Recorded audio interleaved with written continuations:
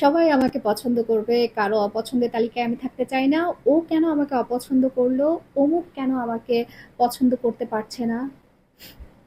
এই পছন্দ করা কিংবা পছন্দের মানুষটি হতে চাওয়া, এই ধরনের বিশেষ চাহিদা সম্পন্ন মানুষের সঙ্গে আমাদের কম বেশি সবারই দেখা সাক্ষাৎ হয়ে থাকে। সো আমার কাছে মনে হয় কি, এই যে তাদের পছন্দের মানুষ হতে চাওয়া এই টেন্ডেন্সিটা, এটা অস্বাভাবিক কিছু না, এটা স্বাভাবিক ব্যাপার। তবে বাস্তবিক কিছু বলে কি মনে হয়? এটা কি আদৌ সম্ভব? আর হওয়াটাও কি খুব বেশি জরুরি? একটু খেয়াল করলেই দেখবেন যে পৃথিবীতে এমন অনেক সৎ মানুষ রয়েছেন, এমন অনেক উদার মানুষ রয়েছেন, মেধাবী মানুষ রয়েছেন। তারাও কিন্তু সবার কাছে সবসময় ভালো হতে পারেনি। কেননা পছন্দ অপছন্দ সবসময় কোনো ধরনের বাইন্ডিংস কিংবা যুক্তি মেনে চলে না। এটা নির্ভর করে ব্যক্তিগত এক্সপেরিয়েন্স কিংবা নিজের মধ্যে জমে থাকা ক্ষোভ। এছাড়া মানসিক সীমাবদ্ধতা তো রয়েছে। এইসব থেকে কিন্তু ভালো লাগা না লাগাটা কাজ করে।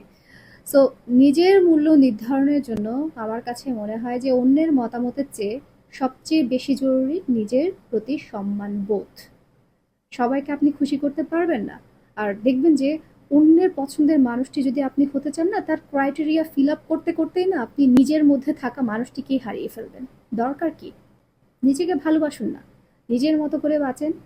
যে আপনাকে ভালোবাসবে সে এমনি এমনি করেই এসে আপনার দুয়ারে কড়া নাড়বে। তার জন্য আপনাকে তার দরজায় গিয়ে কড়া নাড়তে হবে না।